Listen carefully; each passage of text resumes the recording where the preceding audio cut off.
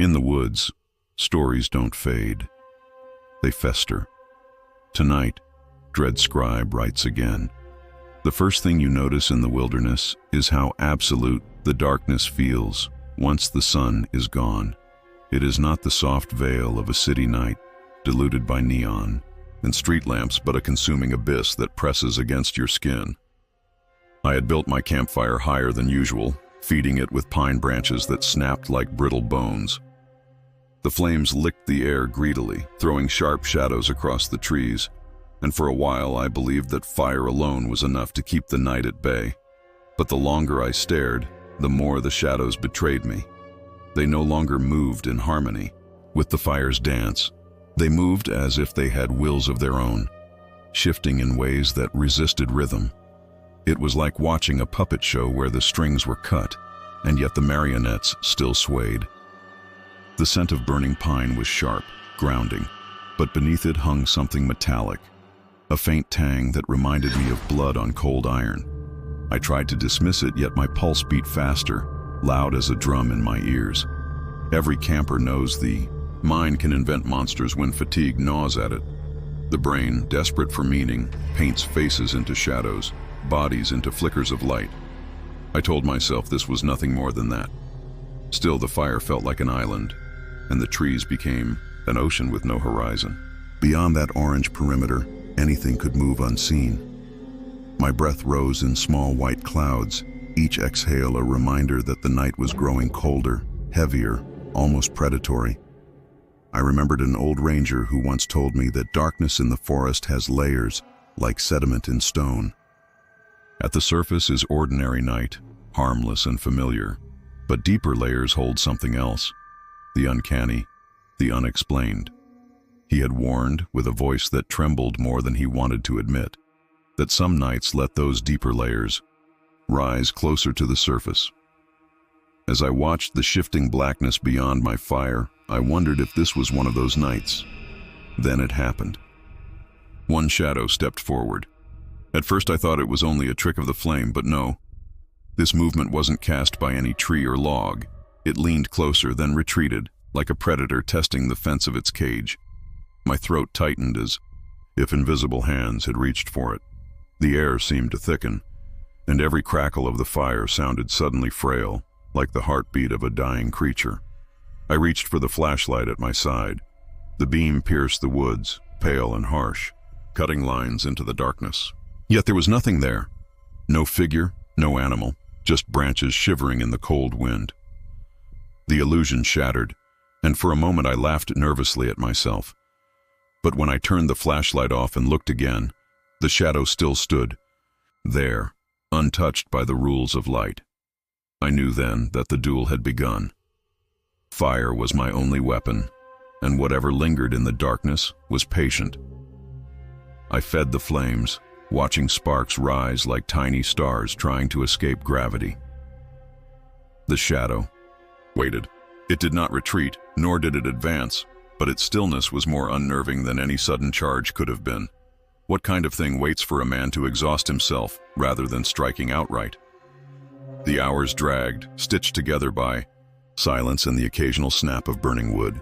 My body trembled with fatigue, but I dared not close my eyes. Somewhere beyond the circle of firelight, I felt the woods breathing. Long, deep inhalations, as if the forest itself was alive. Each breath seemed to pull me closer to sleep, closer to surrender. But if I fell asleep, who would be watching? When the fire burned down, when dawn finally crept in, gray and reluctant, I allowed myself to breathe again. Relief swept over me, but it was a fragile thing. I stepped beyond the ashes of the fire, searching for proof that it had all been in my head. That was when I saw them, marks in the soil pressed deep, dragging lines that curved unnaturally. They weren't footprints, not quite, but they suggested weight, movement, intention. The sun rose higher, but it gave me no comfort. Instead, a single thought took root in my mind, cold and unshakable. If the forest was watching, then what intelligence had I just invited to notice me? Morning light often promises safety, yet that day it felt like a lie dressed in gold. The marks I had found in the soil were not random scuffs. They were deliberate, as though something heavy had leaned its weight against the earth and then dragged itself forward. My stomach turned at the sight. Each impression curved unnaturally, like the half-finished sketches of a child trying to draw human feet but forgetting the details. The pine needles scattered across them had been freshly broken, still damp with resin, and that meant the thing had been there only hours before. I crouched, tracing the edges of one print with my fingertip. The soil was still compressed, as if whatever made it had pressed down with incredible force. The thought lodged itself in me like a splinter. This wasn't the chaos of a wild animal. It was intentional movement. Intelligence had shaped these marks. My rational mind scrambled for explanations. Maybe erosion. Maybe the work of a large elk pawing the ground. But the symmetry dismissed those theories. It was as though the forest itself had written me a message, one I could not yet translate.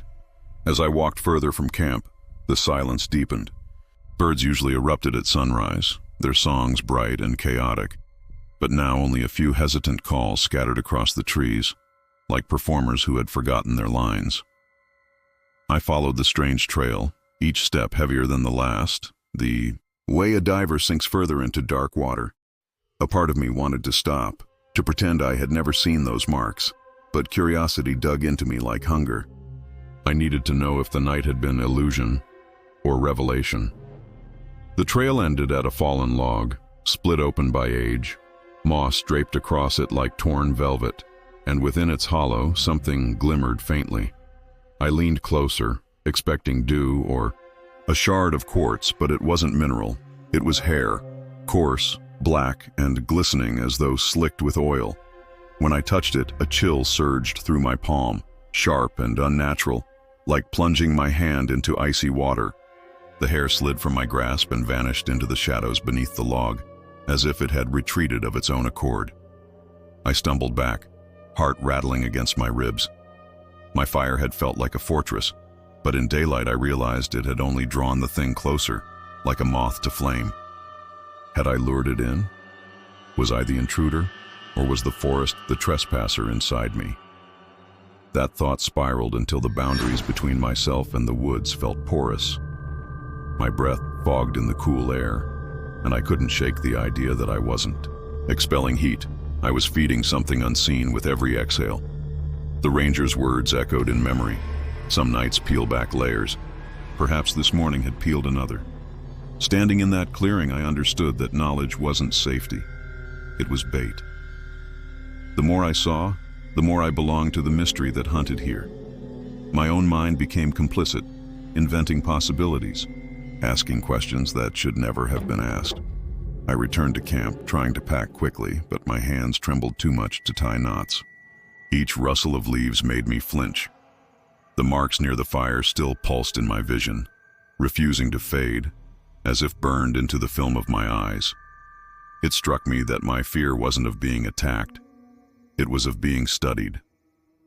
Something had measured me in the dark, gauged my reactions, and chosen to leave me alive. And that somehow was worse. As I hoisted my bag onto my shoulders, I dared one final glance into the tree line. The shadows were calm, ordinary, sunlit, yet I couldn't escape the certainty that what I had seen was still there, waiting just beyond vision, patient as stone. My fire had kept it at bay, but only temporarily. And though I walked away, every step down the trail carried the whisper of inevitability. The forest had noticed me, and once the woods decide to notice, I wondered, do they ever truly forget? The forest that night seemed ordinary enough, with its rhythm of chirping insects and the distant pulse of a creek rolling over stones. My friend's tent stood a few feet away from mine, its orange fabric glowing faintly in the firelight, like a lantern anchored among the trees. We had joked earlier about how flimsy nylon shelters were against the wilderness, but the laughter now echoed strangely in my mind, brittle and insincere. Because one minute that tent was there, and the next it wasn't. It hadn't collapsed. It hadn't blown over. It was simply gone, erased as though it had never existed. I froze, the fire popping behind me, the warmth suddenly irrelevant. The ground where the tent had been was a scar of disturbed earth, clawed with marks that were not animal, nor human, but something in between. They arced in curling crescents, gouged deep enough to peel the soil back like torn pages. The air smelled of crushed leaves and something sour, faintly metallic like rust or dried blood. My chest tightened as I shouted his name, the syllables fracturing into the night. Only echoes came back, warped, delayed, as if the forest itself was mocking me with my own voice. Panic surged through me, hot and frantic. I ran in circles around the clearing, searching for the orange glow I had seen only moments earlier. My flashlight swept across tree trunks, their bark rough and peeling like old scars. Nothing. No fabric, no zipper, no trace of the structure I had helped him pitch hours ago. It was as if some unseen hand had reached into the world and plucked it out of existence. My rational brain screamed for explanations. Maybe he had packed up as a prank. Maybe I was delirious from fatigue. But the disturbed soil beneath my boots argued otherwise. As I crouched low, studying the gouges in the earth, I noticed threads caught against bark 10 feet high. Fibers, synthetic, unmistakably from a tent. They fluttered in the wind like strands of webbing, but how could fabric cling so far above our heads? I imagined something lifting the shelter whole, carrying it into the canopy like a hawk carrying off prey. The idea was absurd, and yet the evidence whispered it all the same. Every sound in the forest became amplified, the creak of branches, the rush of unseen wings, even the rhythm of my own pulse. It felt as though the night itself had drawn closer, crowding in with questions I couldn't answer. My breath came in ragged bursts, and I pressed my palm against the earth, hoping for steadiness. Instead, I felt the faintest vibration, like something vast shifting beneath the soil, breathing where no lungs should be. My voice cracked when I called out again. The silence afterward was so profound it felt alive, as though it waited for me to break it again. And for the first time, a thought I dared not articulate slid into my mind. Perhaps the forest wasn't just a place. Perhaps it was a thing. And maybe it had decided to feed. Dawn arrived reluctantly, dripping light through the branches as though even the sun was hesitant to witness what had happened. My friend's tent was still gone, replaced by that raw patch of soil gouged with impossible marks. I hadn't slept. I couldn't. Every creak of the trees sounded like a hinge turning, every gust of wind like breath against my ear. My body was exhausted, but my mind was locked in a relentless cycle, replaying the moment of disappearance. 1 second fabric had stood solid, the next it had been consumed. It was like watching a candle snuffed out by invisible fingers. I tried to approach it scientifically, as if analysis might steady me. The disturbed ground resembled drag marks, but they veered upward, curling toward the canopy rather than away across the earth. This wasn't a predator pulling prey along a trail. It was something that moved vertically, carrying weight into the sky. My flashlight beam from the night before replayed in my mind, how it had caught nothing but trees, nothing but branches, yet perhaps something had been hiding in plain sight, camouflaged like a cutout in the night. Fibers still clung to the bark trembling slightly in the morning breeze. I pulled one free, rolling it between my fingers. It was damp, frayed, torn by force, not by knife.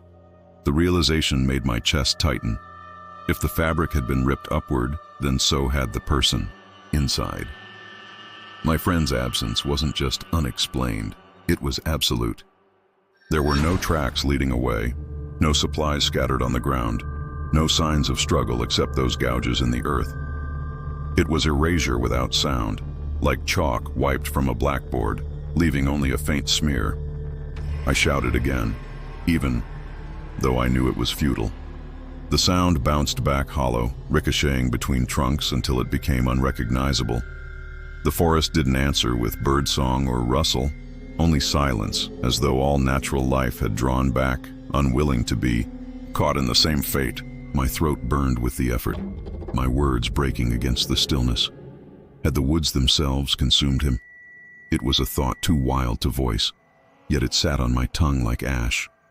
As I stumbled further into the clearing, I found something else, a zipper tab, twisted and bent, pressed into the soil. It gleamed faintly in the pale light, out of place and absurdly human. That tiny object felt like proof, like an artifact from another world left behind in this one. But instead of comfort, it filled me with dread. If a zipper was all that remained, what chance did Flesh have against whatever had taken him? I stood there, gripping the tab so tightly it cut into my palm, and a wave of helplessness surged through me. This wasn't loss in the ordinary sense. This was annihilation. I couldn't bury him, couldn't mourn him properly, because he hadn't died in any way I could comprehend. He had been pulled beyond the boundary of explanation, into a silence so complete it felt like another dimension. And yet, as I turned back toward camp, I noticed something that froze me mid-step. On the trunk of the nearest pine, high above my reach, fresh fibers fluttered, not orange this time, but green, the same shade as my own tent. The forest wasn't finished, it was only choosing its next meal. There's a difference between feeling watched and knowing it. The former can be shrugged off as paranoia, a trick of nerves sharpened by solitude. The latter sinks into you like cold iron, undeniable and heavy, leaving no room for doubt. That night in the pines, I didn't just sense eyes on me. I could feel their weight, deliberate and unwavering, as though a scalpel hovered inches from my skin, studying the contours of my every move. The forest should have been alive with noise, but it wasn't. Each sound came with surgical precision. A single twig snapped, then silence. A pine cone fell, then nothing. It was less the chaos of a natural ecosystem and more like punctuation, carefully placed by something that understood timing. My mind clawed for rationality, imagining deer, raccoons, maybe even another camper hidden by shadows. Yet each pause between noises carried intention, the way a predator spaces its steps to keep its prey uncertain. I stopped walking, my breath steaming in the cold air. My boots pressed into the layer of pine needles that carpeted the ground, muffling any chance of retreat. The trees formed a cathedral around me, their long spires reaching upward, trapping me beneath a canopy where moonlight fractured into shards. My fire back at camp was only a faint glow, barely visible through the maze of trunks. I stood on the border between safety and something vast, something calculating.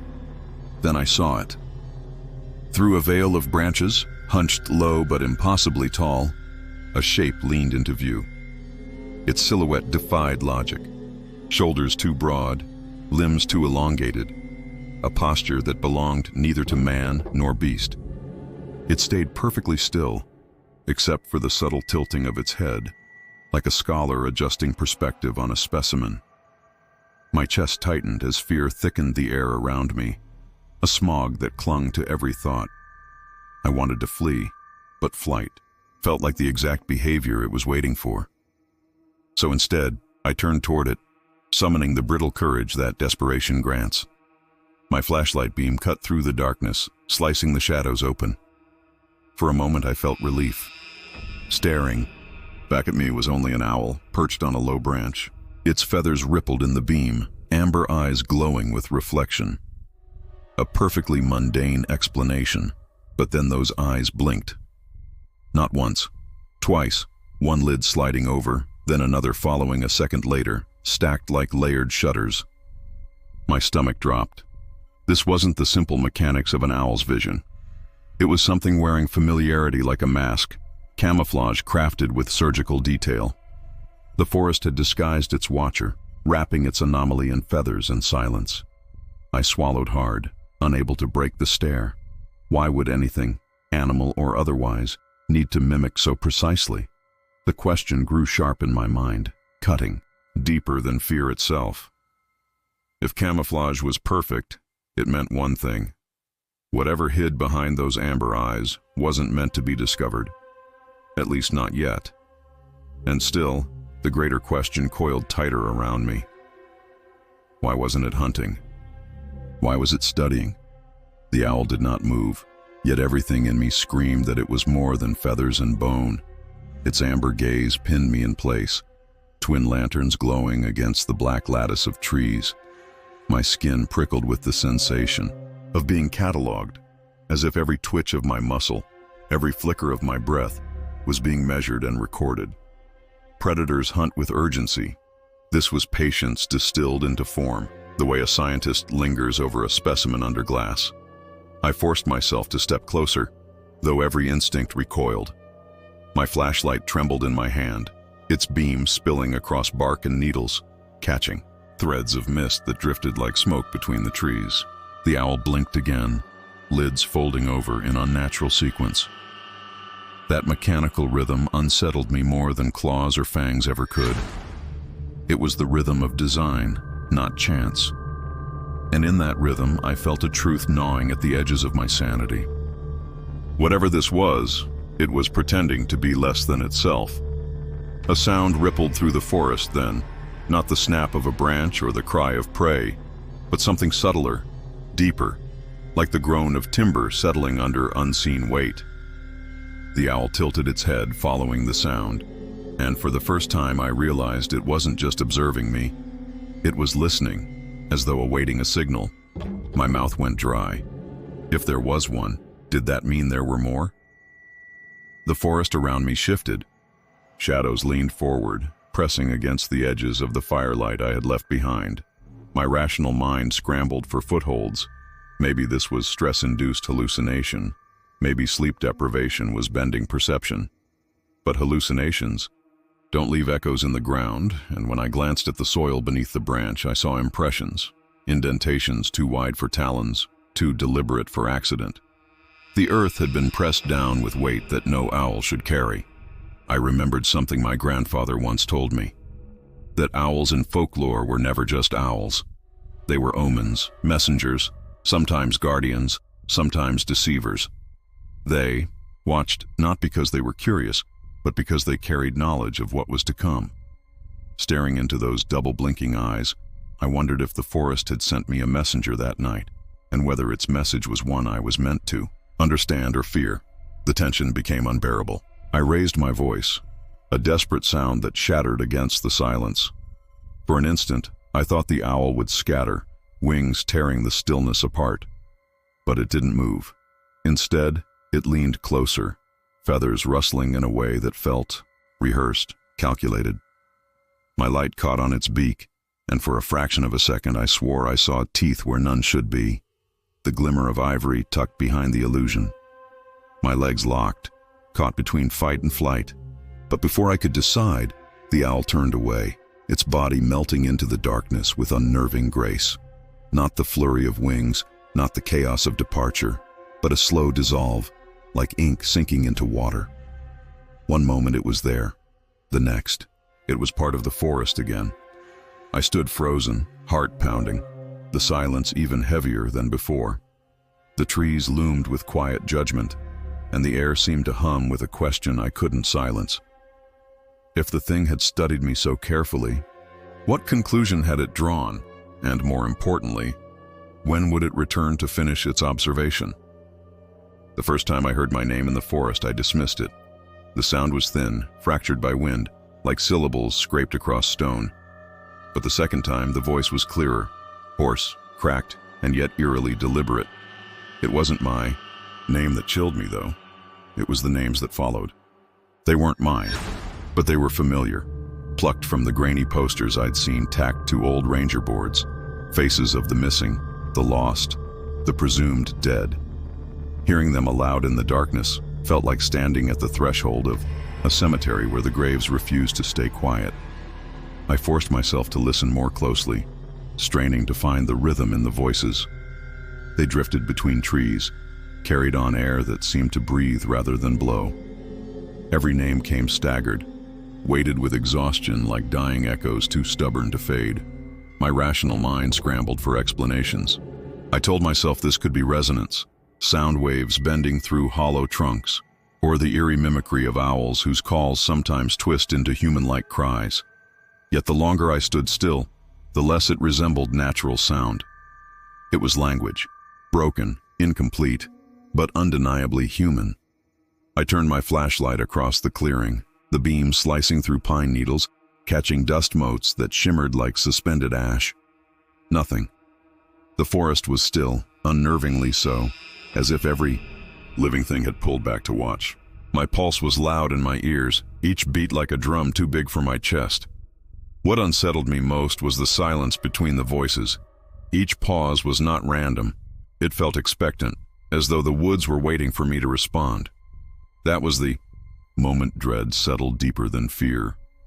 Fear sharpens, but dread spreads like ink through water. I realized I wasn't simply lost in some natural phenomenon. I was trespassing in a space that felt owned, claimed, by something far older than my footsteps. The air itself seemed heavier, infused with memory. Every tree stood like a witness, and every shadow was thick with unspoken testimony. A cold wind moved suddenly, bending branches, and with it came another name. A child's this time, fragile and trembling. I recognized it instantly, remembered it from a faded flyer near a ranger station years ago. The sound of it made my throat close. My flashlight shook as I swept it toward the noise, but only darkness returned. What force carries the voices of the vanished? My mind rejected the thought, but my body knew. This place was a graveyard without graves, a ledger where names were written in whispers instead of stone. I stayed awake until dawn, crouched near the dying embers of my fire. When the light finally bled into the clearing, I thought relief would come. Instead, I saw something worse. Shoe prints, dozens of them, small and large, heavy and light, pressed into the soil around me. They overlapped chaotically, circling the fire, yet every trail ended abruptly, vanishing as though their owners had simply evaporated.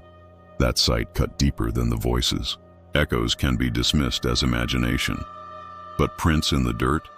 They meant presence. The question that clawed at me, impossible to silence, was this: were they reaching out for help, or laying bait for me to follow? The prints haunted me more than the voices. They looked so ordinary at first glance, but the longer I studied them, the more they unraveled into impossibility. Some were small enough to belong to a child, others broad and heavy, like the boots of hikers. Yet none of them formed a path. They were fragments, like words cut out from different sentences and scattered on the same page. I crouched low, tracing one with my finger, and the soil felt cold in a way that had nothing to do with morning frost. It was the chill of absence, of something ripped away. I thought about the names I'd heard in the night, the hoarse syllables that had clung to the air like smoke.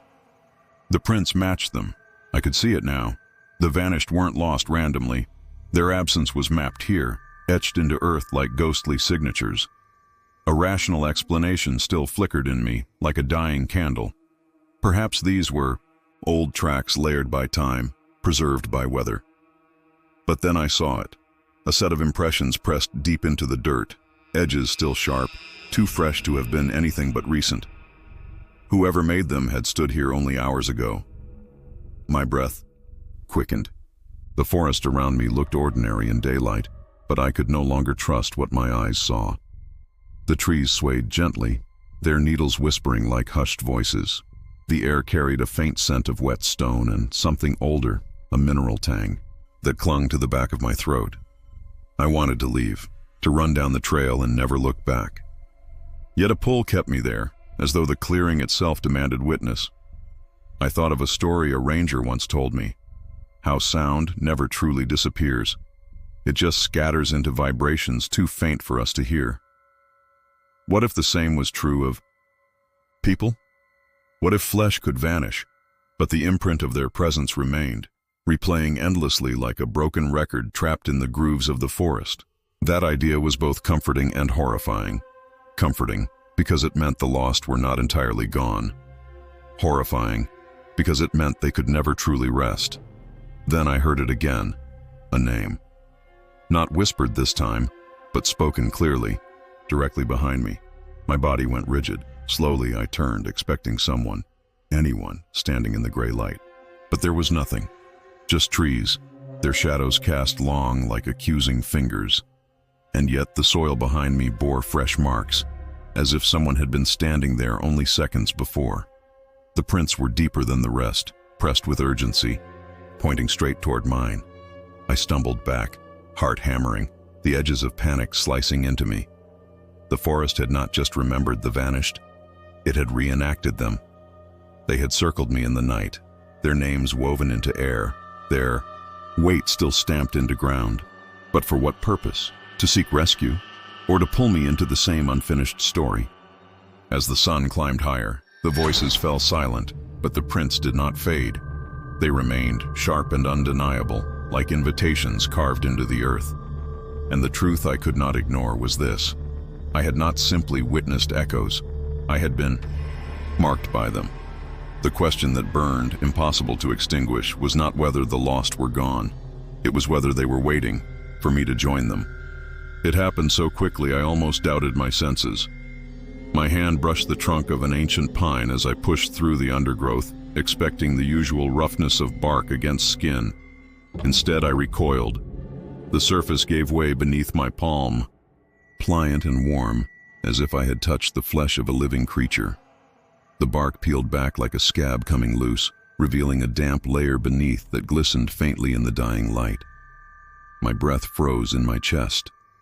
That wasn't wood, it was something closer to skin. The shock sent me stumbling backward, pine needles crunching under my boots. Insects erupted from the fissure, scattering in frantic bursts like nerves misfiring after a wound. Their movement was chaotic, but there was a strange synchronicity in it too, as though they weren't just fleeing but carrying a message outward. The air was suddenly thick with the musk of sap, but beneath it I caught something different, metallic and iron-rich, a smell I associated not with trees but with blood. I pressed my trembling hand to my chest, feeling my heart pound as though it was trying to escape. Evolution is inventive, yes, but what kind of adaptation could mimic biology so intimately? My rational mind searched for explanations. Fungal growths, wet rot, some parasitic infection of the tree that softened the bark. Yet none of those explanations accounted for the faint vibration I felt as my fingertips lingered on the memory of that touch. It had been a pulse, slow and deliberate, the way arteries move under skin. Fear unfurled inside me, not sharp but smothering, like a heavy blanket soaked in ice water. I glanced at the surrounding trees, their silhouettes stretching tall and silent into the twilight. Had I missed it all this time? Had I walked for hours through a forest that wasn't truly made of wood at all? My eyes darted from trunk to trunk, each one suddenly suspect, their textures less certain, their shadows less trustworthy. A thought burrowed in, unwanted yet impossible to dislodge. What if these weren't trees at all, but disguises?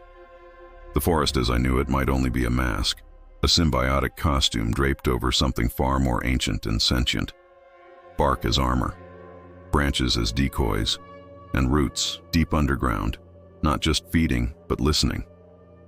The wind shifted, carrying a sound that prickled my skin.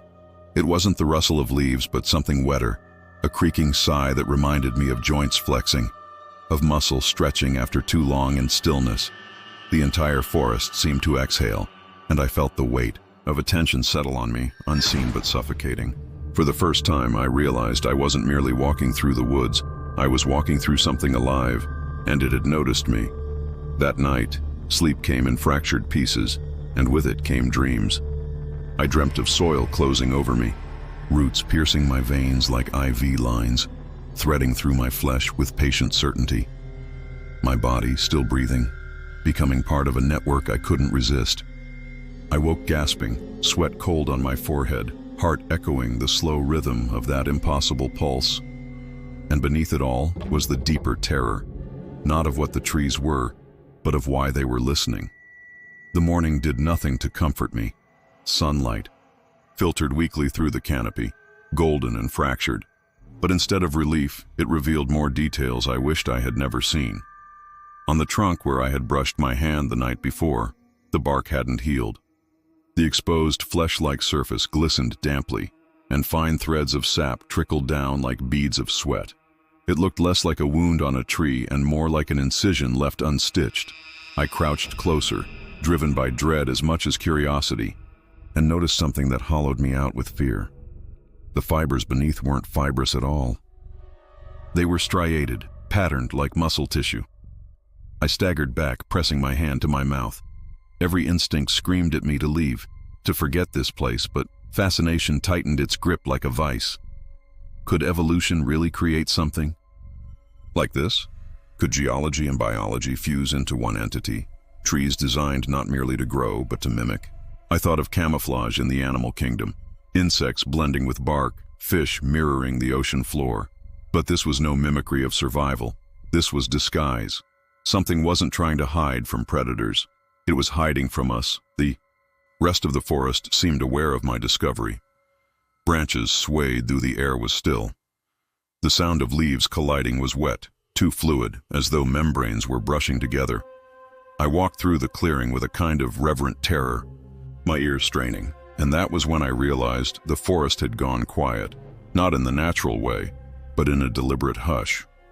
Silence settled over the land like a courtroom awaiting a verdict. The only sound left was the echo of my own pulse. That night, my dreams returned with more violence.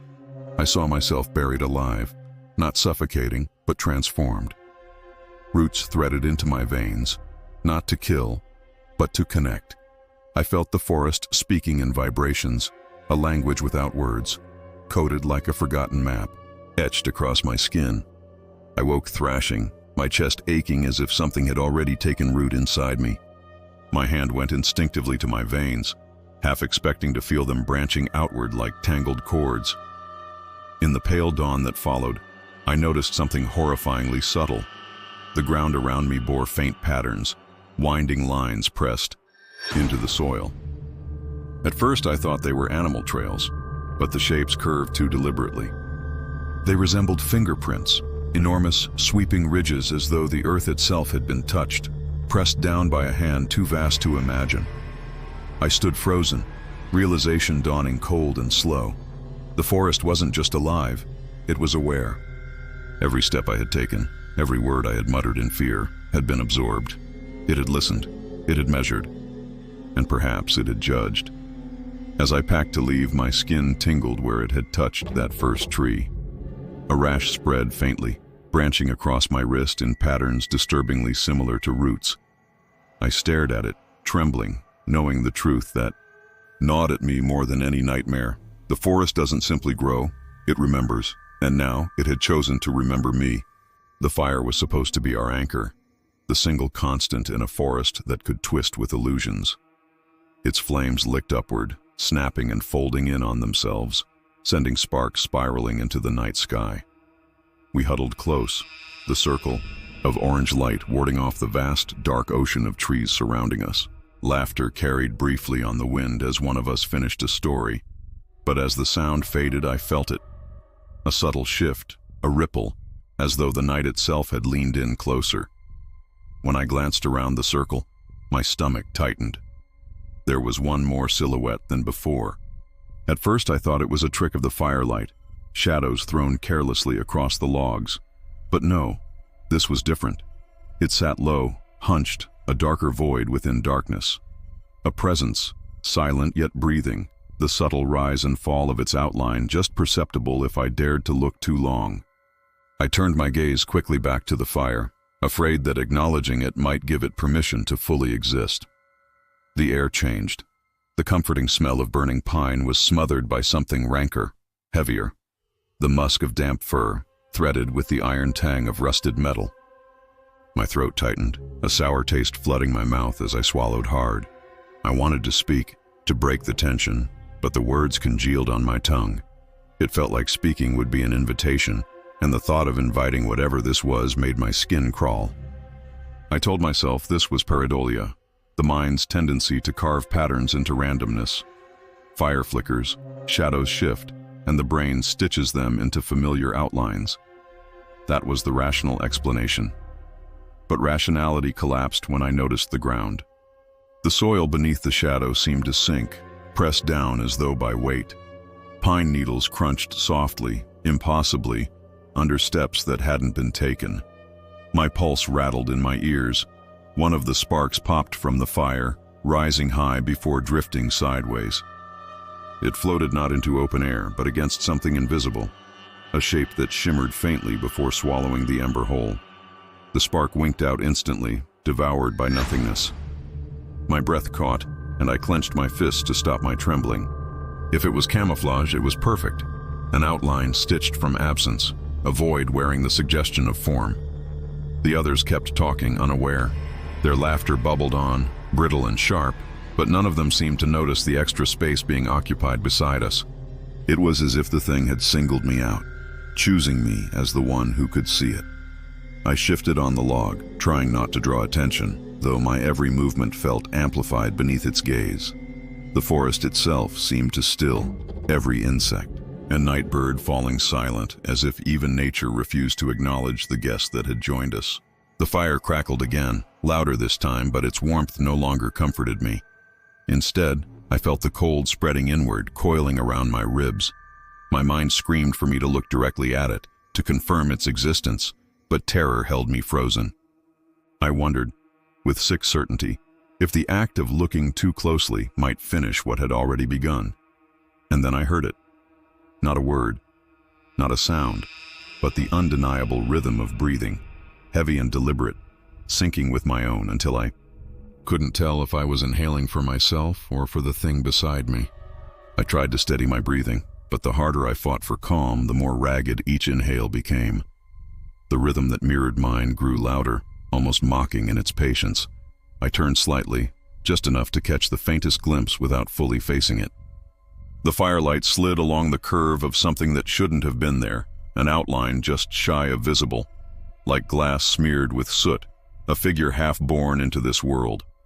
The shadows around it warped, bending in a way that made the flames themselves seem hesitant to cast their light. The scent was unbearable now. Damp fur laced with iron, a primal cocktail that conjured images of wet animal hides and freshly spilled blood. My stomach churned as the odor thickened, coating my tongue until it felt like I was breathing metal. My friends sat inches away, still locked in their stories, their laughter rising and falling with the rhythm of the fire. How could they not notice? Or worse, what if they weren't supposed to? What if I was the only one chosen to witness? The guest? I clenched the edge of the log beneath me, fingers digging into splintering wood. Every nerve screamed at me to run, to break the circle and flee into the trees. But the forest loomed beyond the fire's perimeter, an abyss of black trunks and endless echoes. Leaving the circle felt like leaping into a void where even the ground might betray me. I was trapped, pinned between the fragile safety of the fire and the suffocating nearness of the thing that sat among us. Then, without warning, the breathing shifted. It grew shallower, quicker, as though the guest were leaning closer, tasting the fear radiating from my skin. Sparks rose from the fire, carried by an updraft, but instead of scattering, they were drawn toward the space it occupied. Tiny embers curved unnaturally, bending midair to brush across its shape before dying, one after another. My friends didn't flinch. Their voices droned on, muted now, as if I were hearing them through a wall of water. For a heartbeat, I thought I saw its hand. Not flesh, not fur, but something skeletal, elongated, tipped with glints of wet black. It pressed against the soil, weight bowing the earth, and the pine needles curled as though recoiling from touch. My lungs seized. I knew if I met its face, if it even had one, I would not come back from it. I kept my eyes fixed on the fire, begging silently for it to hold its ground, to keep burning, to not betray me by flickering out. The fire cracked, shooting a sharp ember into the night, and for the briefest instant, the entire figure was outlined, hulking yet hunched, indistinct yet undeniable, a body sculpted from absence, a predator wrapped in silence. My heart stuttered, and when I blinked, it was gone. But the ground where it had sat remained indented, heavy with proof. And though the circle closed again as if nothing had happened, the stench of iron and fur lingered, weaving into my clothes, my hair, my skin. The thought clawed at me as the fire burned lower. If the woods send a guest to your fire, do you ever truly leave? Or do you carry it with you forever? Maps, I once believed, were contracts, a pact between the human mind and the wilderness. The promise was simple: follow the line, and it will lead you through. But the trail I stepped onto that day betrayed me. It wasn't merely deceptive. It was alive, weaving and unweaving itself, as if the earth beneath my boots had intentions of its own. Each turn felt familiar yet wrong, like reading a sentence that rearranged itself the moment you blinked. The deeper we walked, the more it unsettled me. At first it was small things. A branch I swore we had passed already, a fallen log marked by moss that seemed to appear again and again. My friends laughed it off, teasing that I was too reliant on the compass dangling at my chest. But soon, even the compass betrayed me. Its needle spun wildly, circling like a frantic heartbeat. It was as though the Earth's magnetic rhythm had collapsed into disorder, pulsing with a frequency not our own. We pressed on, voices raised to mask unease. Yet a strange delay warped the air. When one of my friends spoke, their words trailed, behind them like echoes, lagging seconds after their mouths moved. The forest fractured sound itself, stretching time into uneven threads. I called out, desperate to test it, and my own voice returned too late, cracked and unfamiliar, as though it belonged to someone following close behind me. My skin prickled, with the sense that the forest wasn't just distorting us, it was replicating us. Then came the vanishing. My friends rounded a bend, no more than a few feet ahead, their silhouettes etched in gold from the late afternoon sun. But when I followed, they were gone. No shuffle of boots, no laughter, nothing. Just an empty corridor of trees that smelled faintly of rain, though the sky was clear. I shouted their names, my throat raw, but the silence after each cry felt deliberate, like an intake of breath waiting to decide what to do with me. The trail itself grew stranger the longer I walked. Paths forked only to collapse back into themselves, looping me into circles that should not have been possible. My watch ticked erratically, seconds stretching and snapping as though stitched into knots. It was less a path than a predator, leading me forward only to feed on my disorientation. Every step felt like falling deeper into the coils of something vast, unseen, and patient. I stumbled against a tree, bark rough against my palm, and for a moment I thought of the stories rangers told, of people who had vanished without a trace, their footprints ending in the middle of trails as if they had been lifted into the sky. My chest tightened with the realization that I might become one of them, absorbed not by accident, but by design. The path itself was swallowing direction, chewing uncertainty, digesting the very concept of escape. When I finally burst into a clearing, lungs heaving, the relief was short-lived. Behind me, the trail was gone. No footprints, no sign of disturbance. Just a seamless carpet of needles and earth, as if I had imagined the entire journey. The question rose unbidden, cold and sharp. Do forests grow trails to guide us, or to feed on us when we trust them? I stood in that clearing, sweat cooling against my skin, staring at the place where the trail should have been. The ground looked untouched, an unbroken stretch of earth and pine needles, as if my feet had never pressed into it at all. The silence pressed harder than the air, thick, suffocating, like wool stuffed into my ears. For a moment, I wondered if the forest had allowed me here, not as an escape but as a holding place, the way a spider sets aside prey before feeding. I tried to steady myself by pulling out the map. Its paper edges trembled in my hands, though, not entirely from the wind.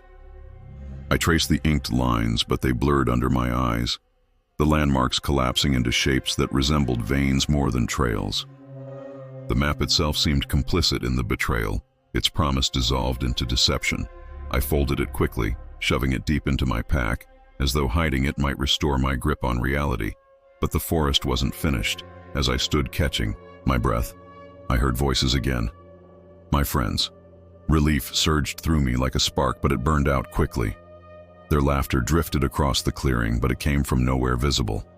The sound slid between the trees, distorted, stretching, like a recording played on failing tape. I spun in circles, searching for them, but the voices always remained just out of reach. Worse still, sometimes they repeated in loops, phrases I recognized from earlier that day, cycling over and over, unmoored from the mouths that had spoken them. I forced myself forward, breaking into the trees beyond the clearing. Each step felt wrong, like walking into a reflection rather than the real thing. The air grew colder, thicker, and my breath fogged as though the temperature had dropped suddenly. My legs ached, yet I couldn't stop. The voices pulled me, like strings, promising reunion. But then, as I pushed through another bend in the path, the sound cut out entirely. Silence slammed into me, abrupt and absolute. The trail beneath my boots had changed again.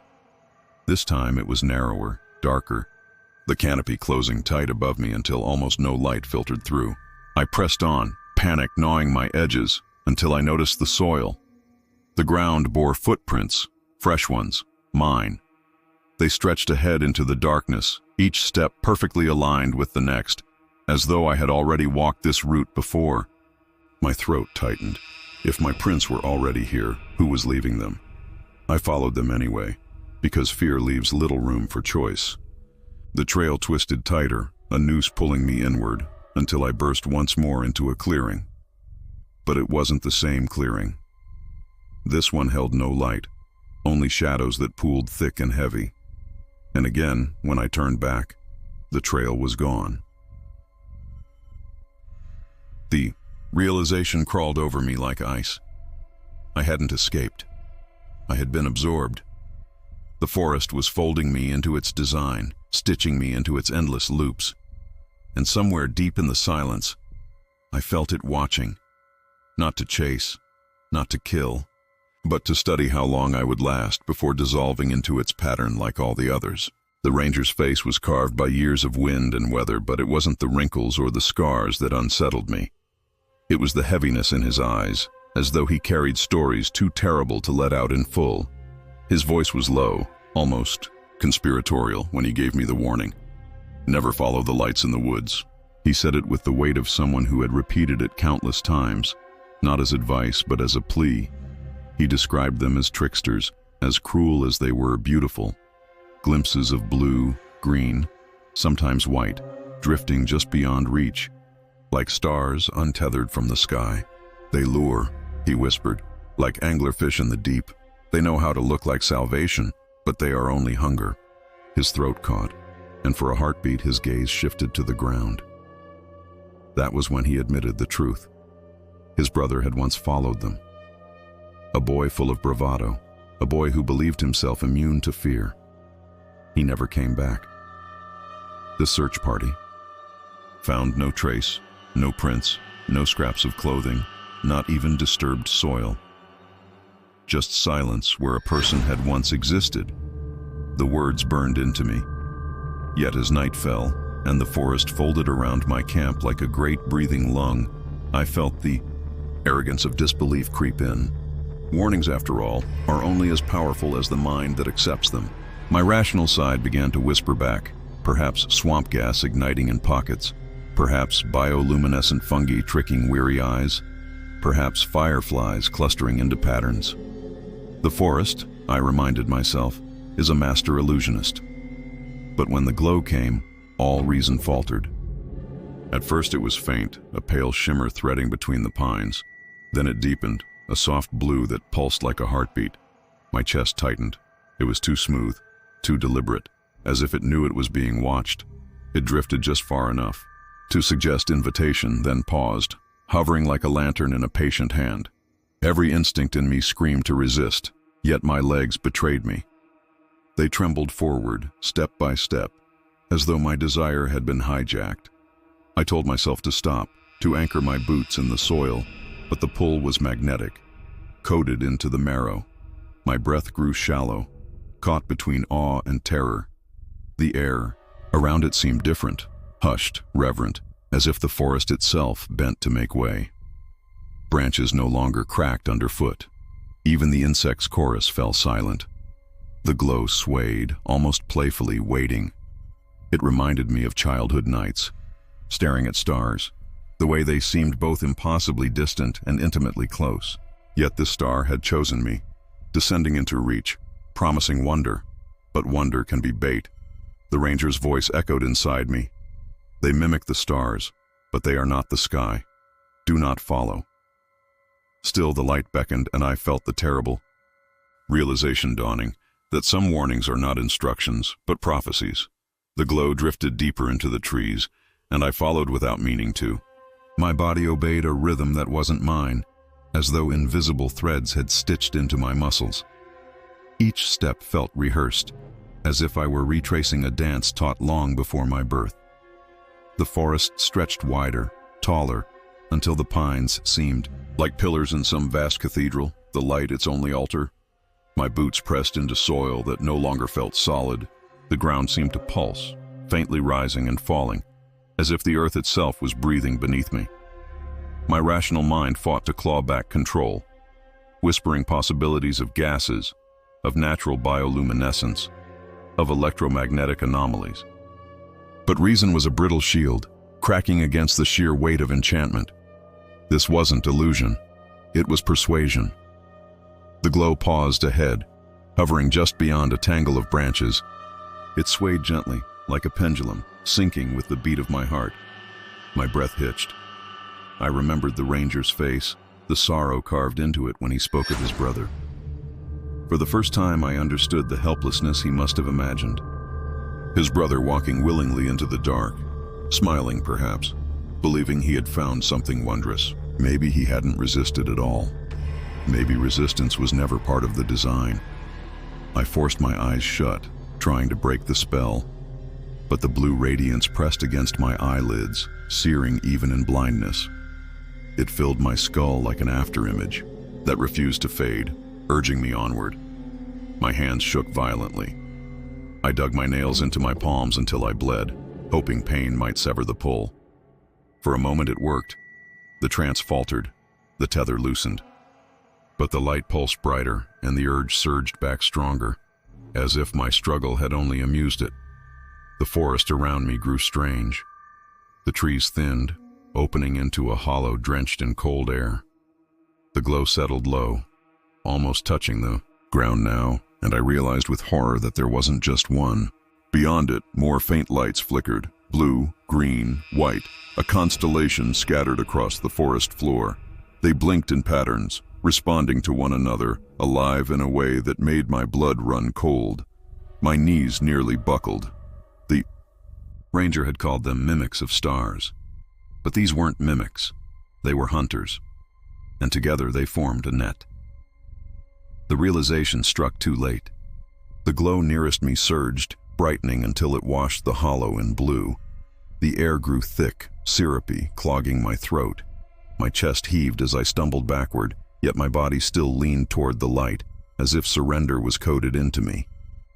My mind screamed, but instinct betrayed me with every step forward, and then faint but undeniable, I heard it, a voice in the shimmer, breaking through like static. It wasn't the voice of my friends, or the ranger.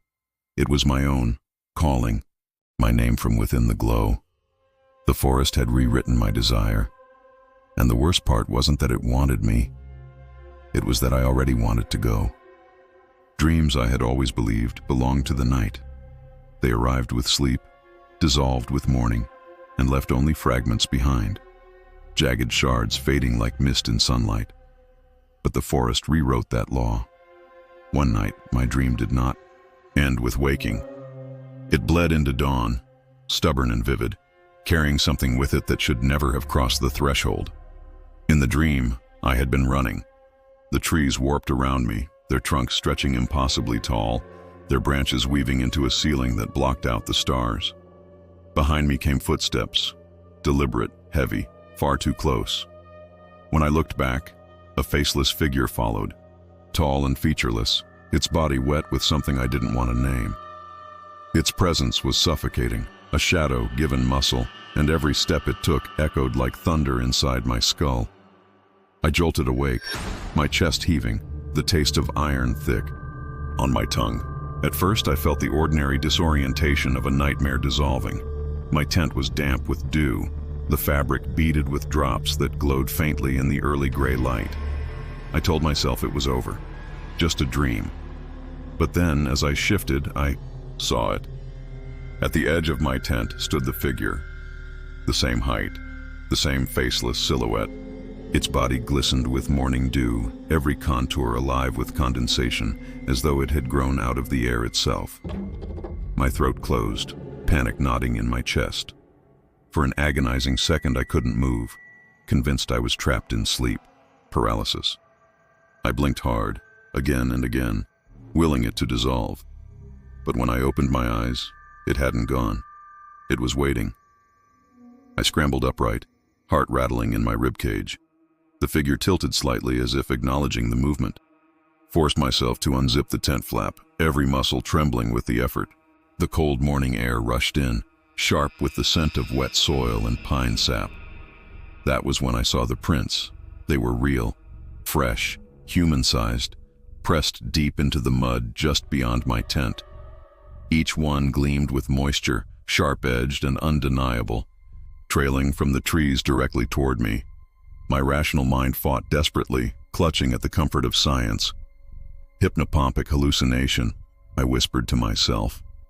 The brain's cruel trick during the blurry bridge between sleep and waking. A body caught in the grip of imagination, still tethered to dream.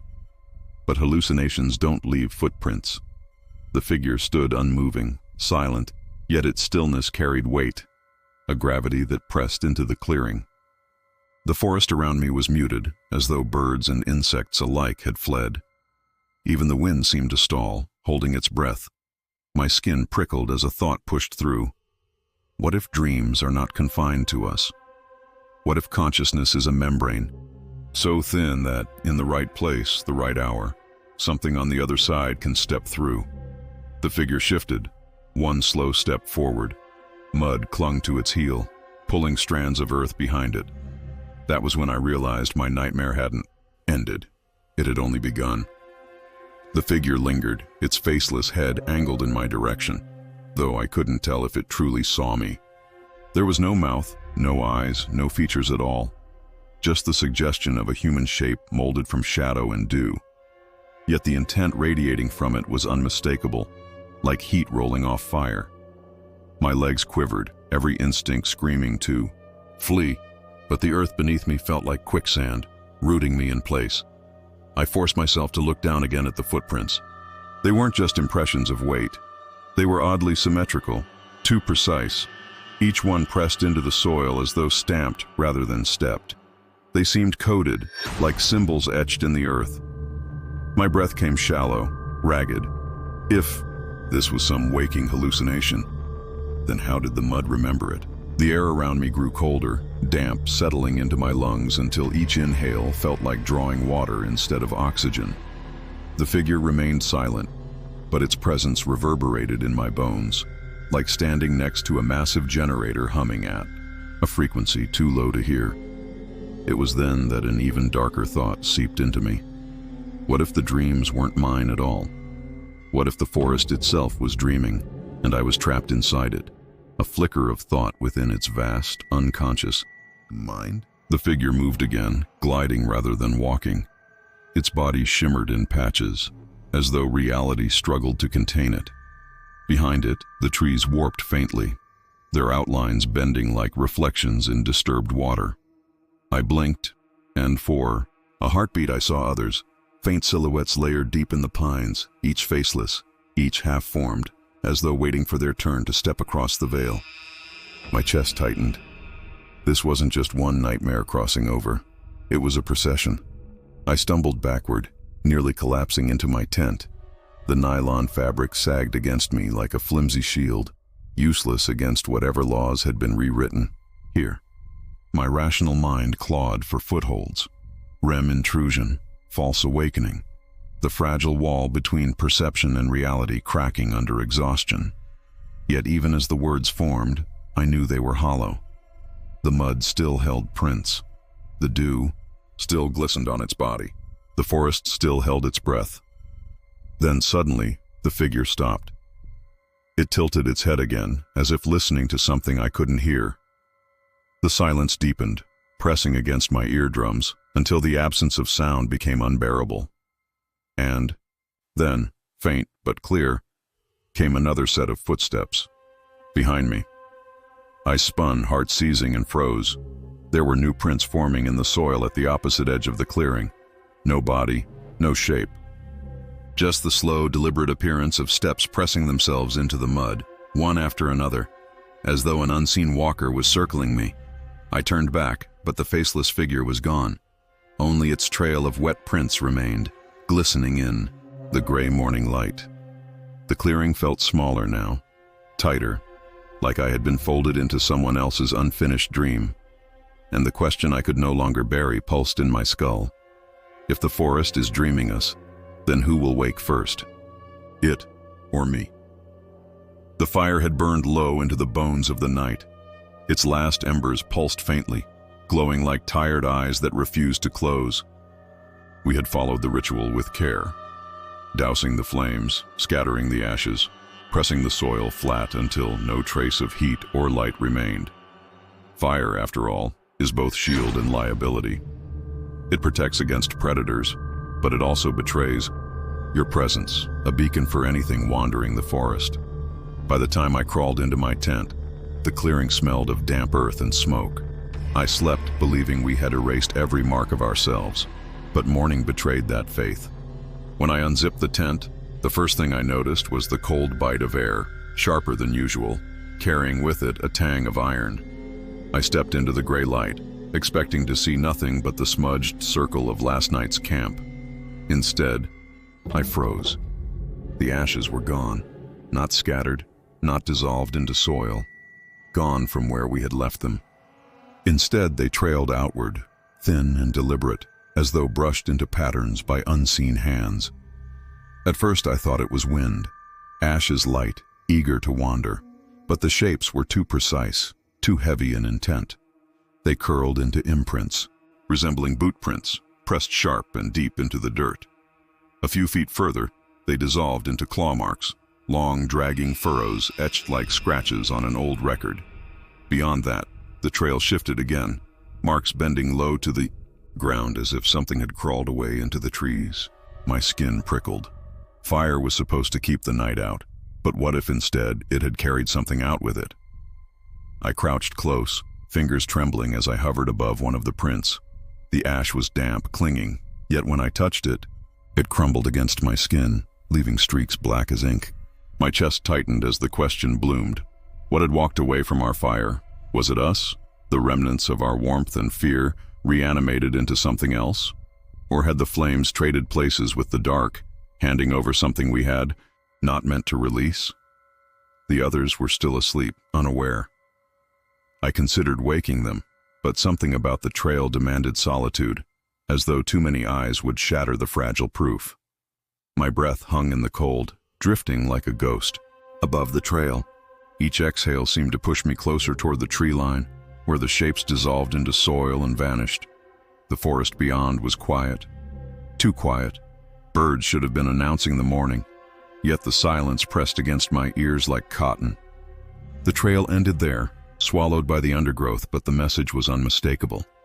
This wasn't disappearance, it was continuation. Something had left. Something had been carried forward. I stood at the edge, paralyzed, a single thought burrowing deep into my mind like a splinter. What if the firelight doesn't banish the dark, but negotiates with it? And if that were true, what exactly had we traded away?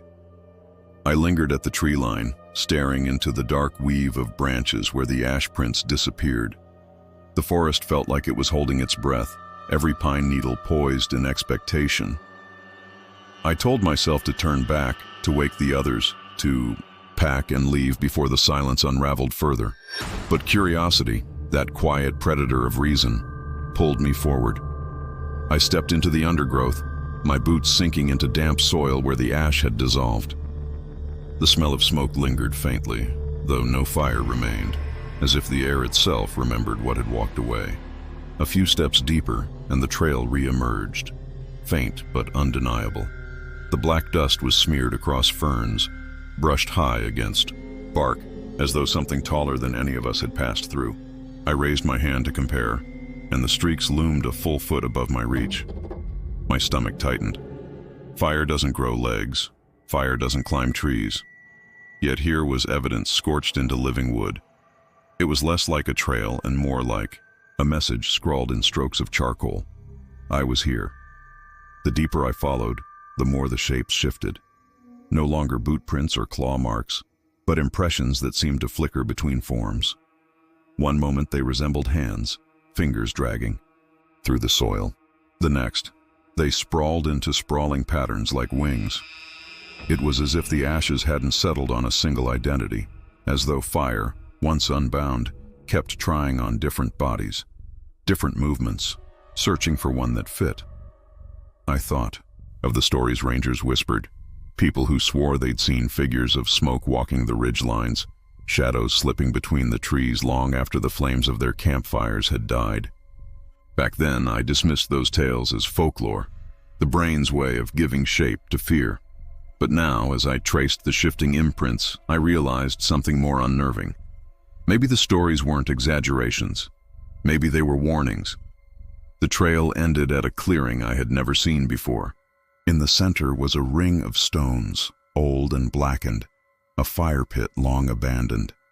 Its ashes were cold, scattered by years of weather, but fresh black streaks crossed the stones, identical to those I had followed. My chest constricted. This wasn't the first time. Whatever had walked from our fire had walked from countless others, carrying pieces of each flame forward like an inheritance. The forest around me pulsed with quiet expectancy. I could feel it in my bones, the sense of being witnessed. My breath fogged, trembling in the air, and for a moment I swore it drifted toward the stones, pulled like smoke into their center. My body prickled with the terrible recognition that maybe we hadn't started that fire at all. Maybe we had only fed something that was already burning, something waiting for us to arrive. I turned to retreat, but the ground behind me bore new ash prints, fresh and heavy, pressed deep into the soil. They weren't leading away anymore. They were circling back, toward me. Subscribe, if you dare.